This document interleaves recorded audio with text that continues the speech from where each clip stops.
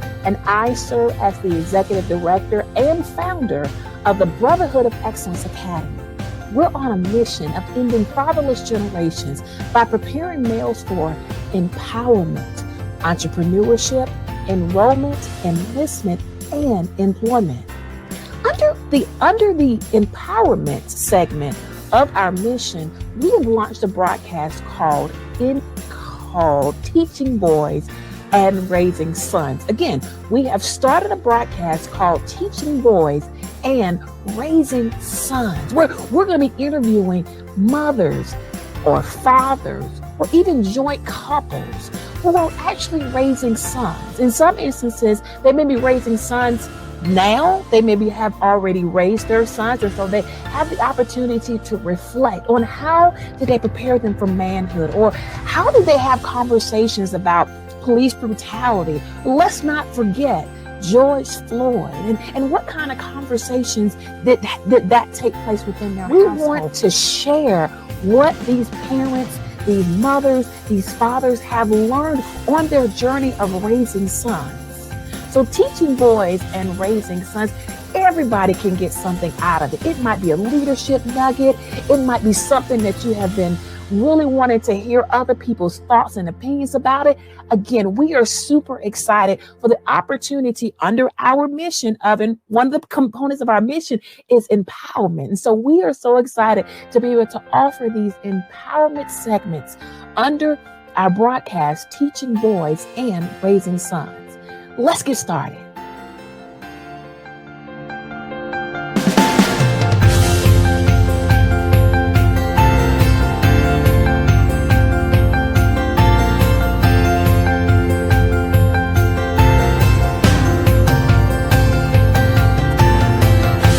What are some of the challenges of raising sons? Yeah, so I think the challenges that I've experienced are as a woman and a female, not always being able to put myself in their shoes. It hurts, I know what life feels like as a woman. I know what life feels like as a Black woman, but I have not lived in the shoes of a Black man. And so that to me has been one of the challenges in being able to relate to what their experience is and what it will be, but then to also still be able to, talk to them about different things that happen in life and be able to give them that perspective, my perspective, and still understand and empathize with the fact that their life and where they will be as adults may look a lot different than how I, am perceived, how I am welcomed in certain circumstances and situations.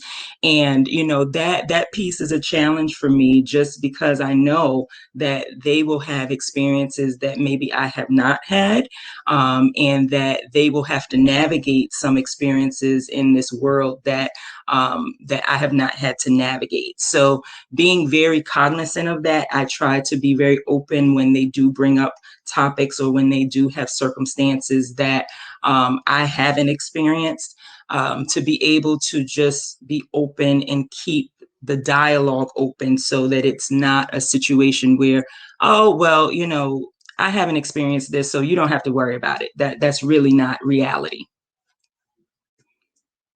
I love that. I love it.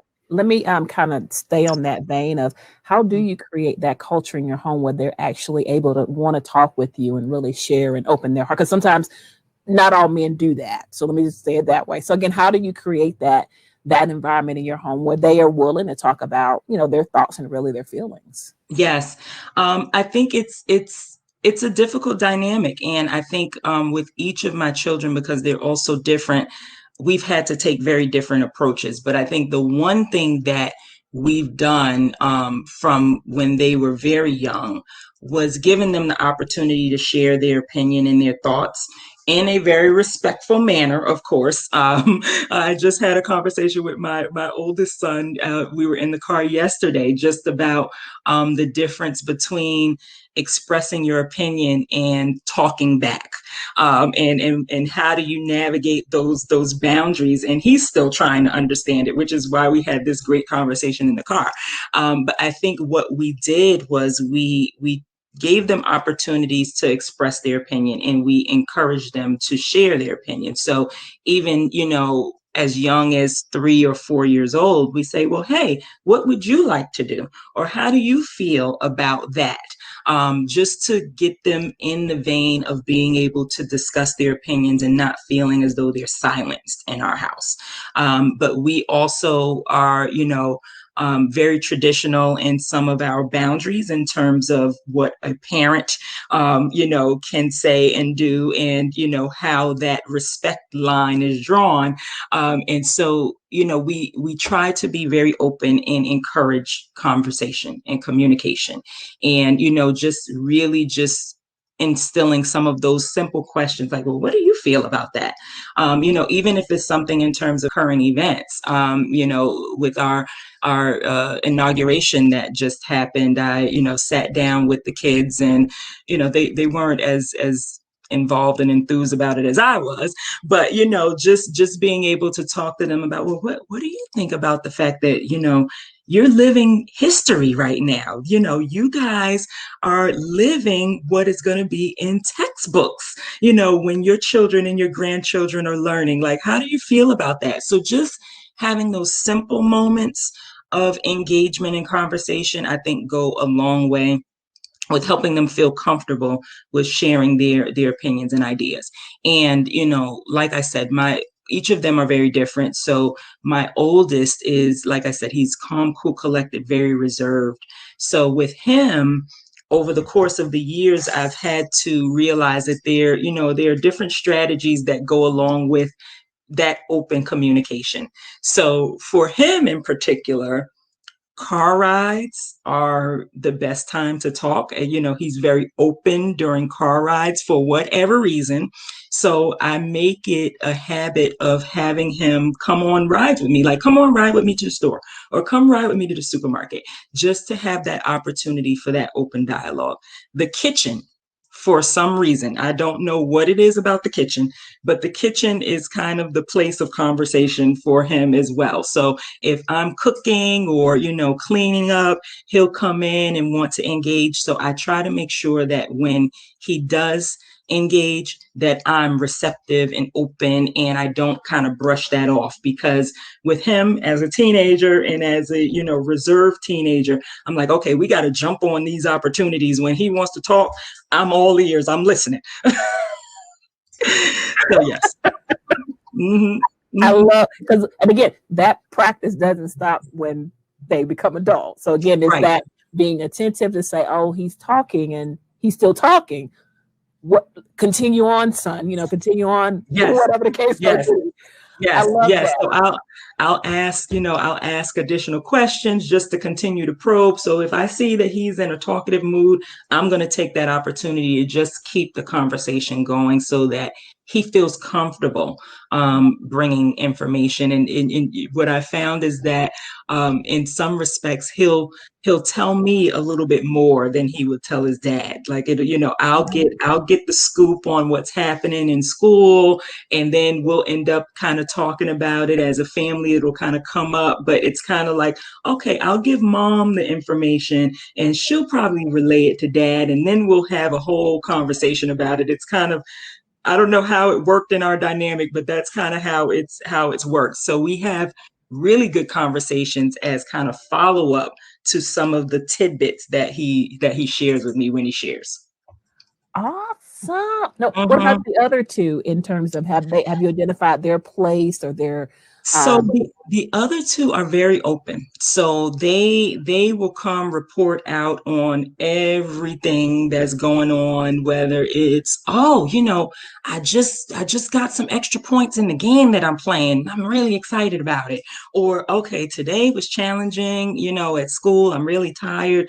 Their personalities are very different from my oldest. So they are just genuinely open. We have no problem with them, communicating. They, in some respects, I think they over communicate, which I'm never going to say to them is a bad thing. But, there's sometimes I'm like, okay, That's wonderful.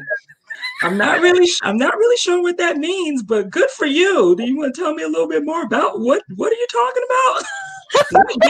What game was that? I love coaching them where they are. I love that. So, so they're very open. I think when it comes to the dynamics of school and friends and just being able to understand and navigate things, they come out and ask questions whenever. There's not a particular time, place, or space that they need. And I do feel like that's also a developmental piece too, because once upon a time with my oldest, that was really the way of the world. He would just come home and we'd have about 15 minutes of him just spewing everything that happened at school. So I think now that he's gotten older, we have this different dynamic of the space and the time and the comfort level and being able to, pick up on that. Where I think my younger two, they're still at that age and that space where they just want to share. We're still their favorite people, so they still love us and want to tell us everything. The friends haven't taken over completely, so it's still very fluid and very open with them. I love that. I love.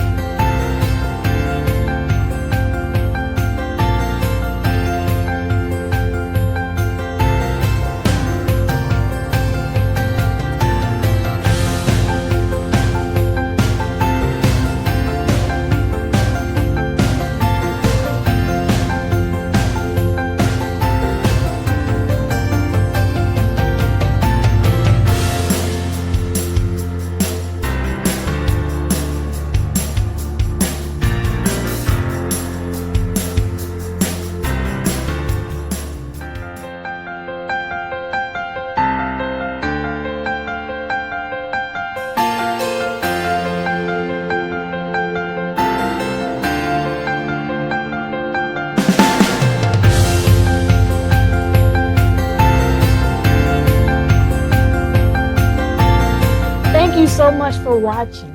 My name is Shamika Smith. I again serve as the Executive Director and founder of the Brotherhood of Excellence Academy. And again, thank you so much for taking this time to hear a tidbit, a word of wisdom, a leadership nugget from our broadcast, Teaching Boys and Raising Sons. If you want to know more about our organization, please take the opportunity to visit our website at www.brotherhoodofexcellenceacademy.org. Again, that's www.brotherhoodofexcellenceacademy.org. And also, if you're looking to donate to a 501c3 organization, please consider the Brotherhood of Excellence Academy. We are truly on a mission of ending fatherless generations by preparing males for empowerment, enrollment, entrepreneurship, enlistment, and employment. Join us on this journey. Thank you again so much for watching our broadcast. We'll see you next time.